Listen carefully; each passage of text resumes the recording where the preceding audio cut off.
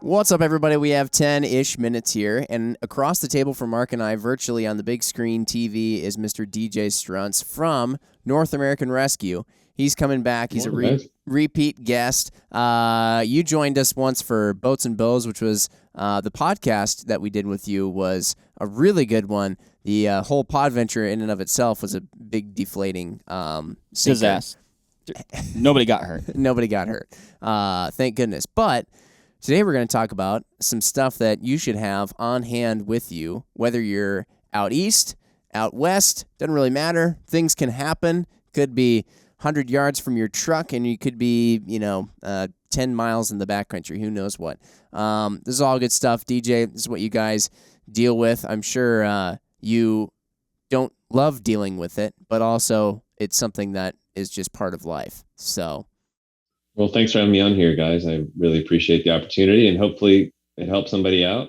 And yeah, absolutely. Let's get to it. There's a lot we could go through in terms of like survival or addressing bad things that happen in the backcountry, but we're going to focus on this kit here. Mark, you got this kit out. Explain what it is real quick. DJ will be able to further explain it, but what do we have on the table? So this is the micro individual first aid kit from North American Rescue.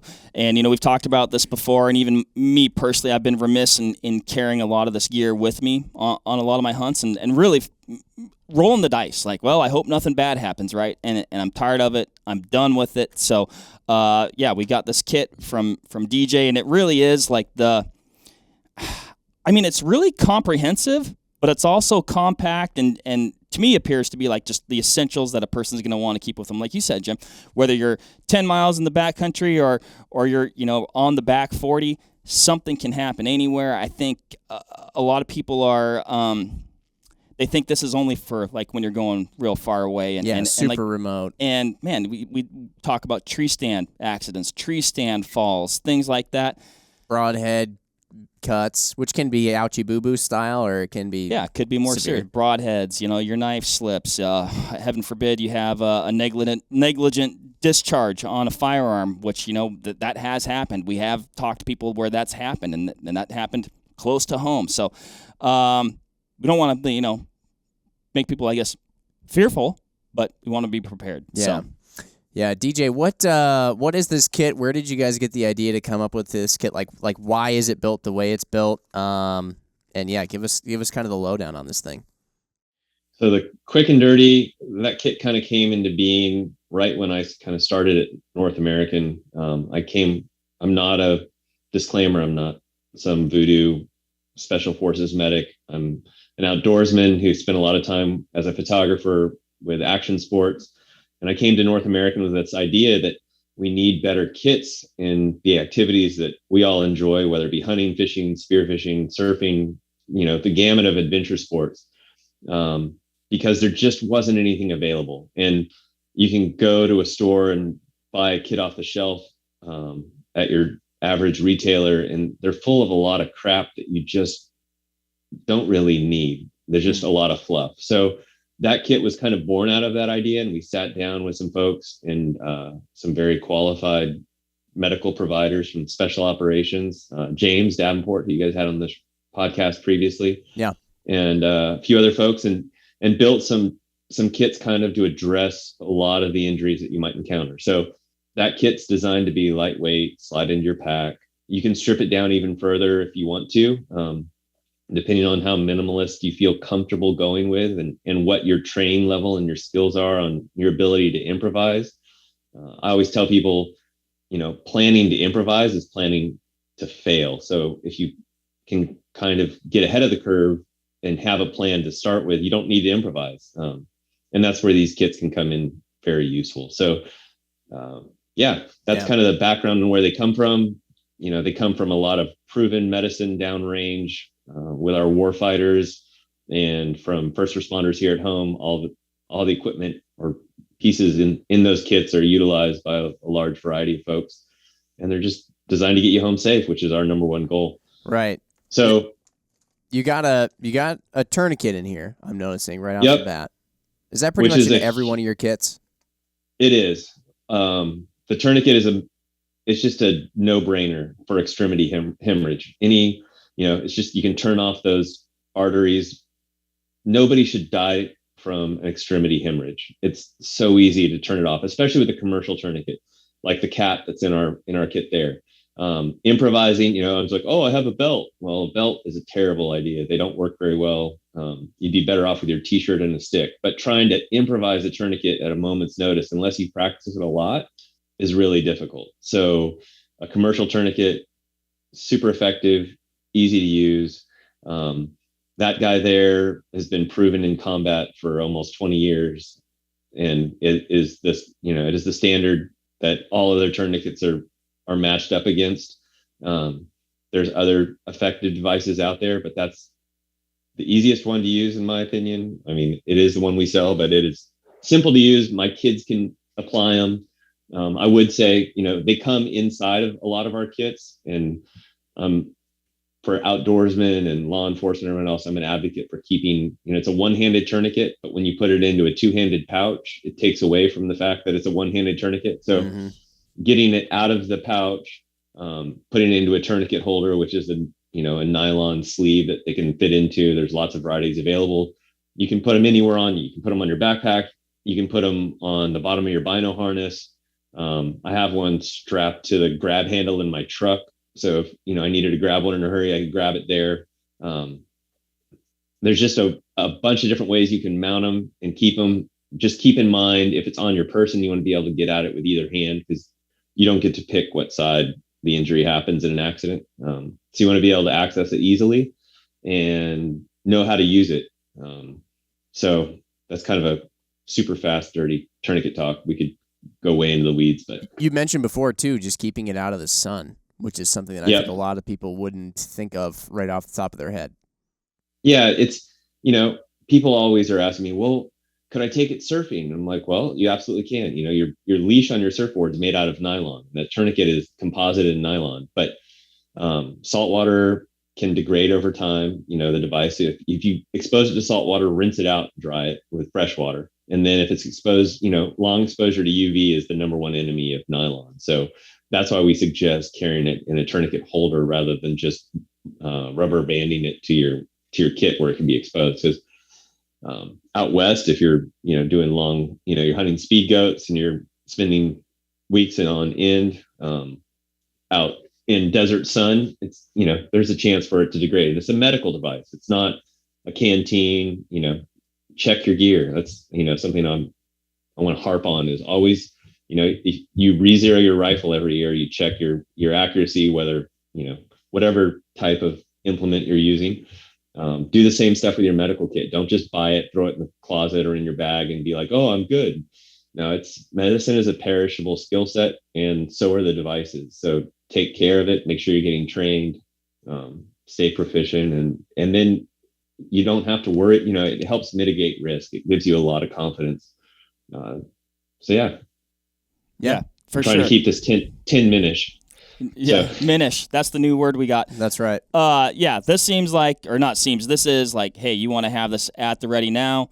Some of this other stuff, definitely great to have. You want to have it, but you have a little bit more time with the stuff that you're going to be doing this. Yeah, especially if you address the massive arterial bleed, with this. You got more time. So, yeah, I guess for those not watching, I was referencing the tourniquet versus, maybe like a burn dressing or something of that nature. Mm-hmm. Mm-hmm. Yeah.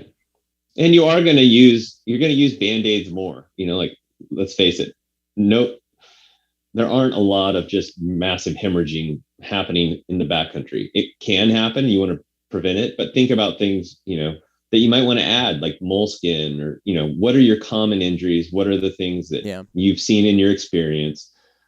Plus up your medicine, make sure you have Motrin and, like your anagils, or, I can't even say it today, your pain meds. Make sure you have stuff for your stomach, what, in case you get the gut bubbles and, things like that, just so that your hunt doesn't get ruined. I mean, that's the big thing. You're spending all this energy and time prepping for your hunt.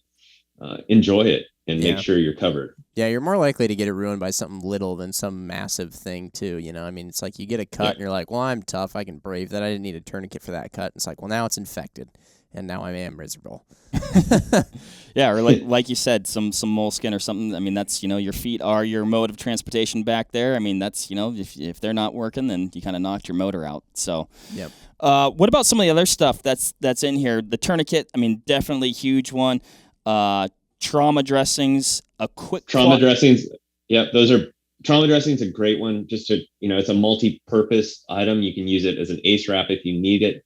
If you're dealing with a sprain, it's great for dealing with like non-catastrophic arterial bleeding. You can stop bleeding on a laceration. You slip with your knife, you have some bleeding, but it's not squirting bright red blood.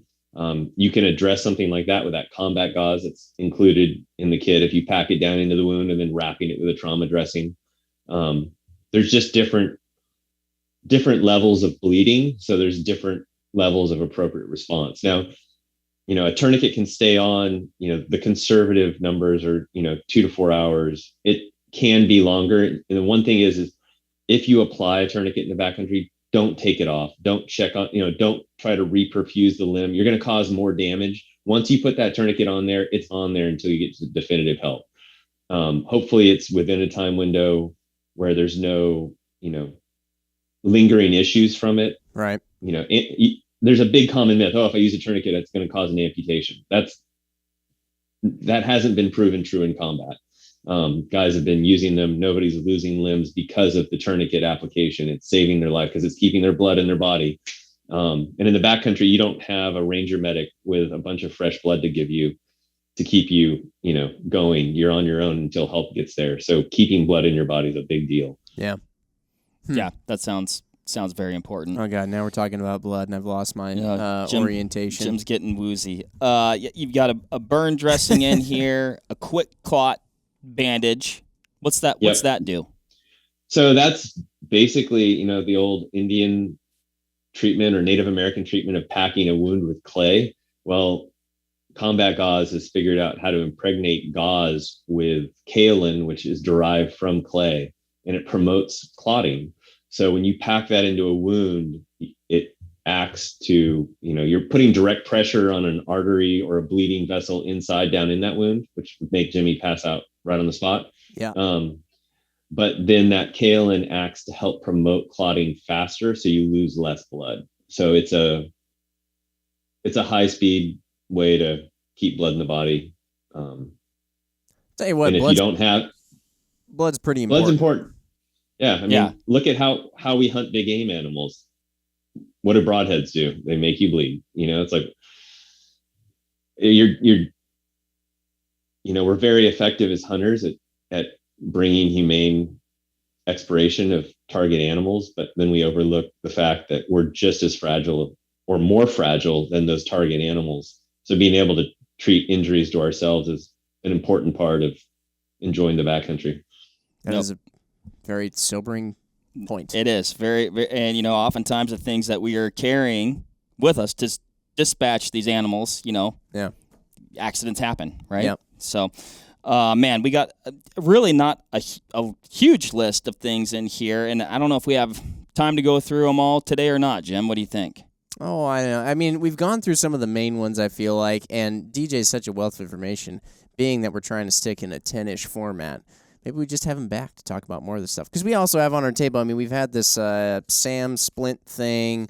We've talked about, you got your little reflective blanket there, which comes in a lot of kits, and, staying warm and avoiding hypothermia, which actually DJ could tell you there's even 2 types of hypothermia, one that even just comes from blood loss and stuff like that. I mean, it's all interesting stuff. It probably warrants further conversations. Yeah, I think we can dive into some of that stuff in a future conversation. Like you said, I think the important thing that we covered here is we've got a kit that's really going to cover a lot of your bases. It's going to keep you safe. It doesn't weigh a whole lot. It's less than a pound. It might save your life, and it's great for really anybody who's going to be out remote and putting yourself in a scenario where you might encounter an injury that needs treatment on the spot. And remote can consist of being literally 50 yards from your truck in a stand.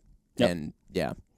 So, and accidents happen. I mean, you might encounter it. The big thing is keep it in your vehicle, keep it on your person, just kind of having something that kind of robes roves with you on your adventures, because accidents happen on the highway. I have lots of friends that have, saved people's lives just rolling up as a good Samaritan on a interstate accident. You never know. That kind of the saying is the time chooses you. And it's, in my opinion, it's a lot more empowering of a feeling to be able to be a responder rather than a bystander with your phone, just filming it for, posterity's sake and YouTube likes. But being able to actually make a difference is something that is really important to me. And I think the majority of folks out there can identify with. Yeah, for sure. And speaking to this kit specifically, Jim, I opened it up and, was looking at the tourniquet a little bit. And I think one of DJ's best tips there was to separate that out and keep that piece handy. But also I was like, I'm trying to shave weight. Do I need, maybe I can trim this down even a little bit more. And as I went through the list and actually physically looked at the items, there was really nothing that I wanted to pull out. I'm like, you know what? That's worth the wait. That's worth the wait. That's worth the wait. And like I said, at the end of the day, it's not a whole lot of weight and could make a big difference. Right. Yep. Absolutely. Hope you never need it. Yep. Me too.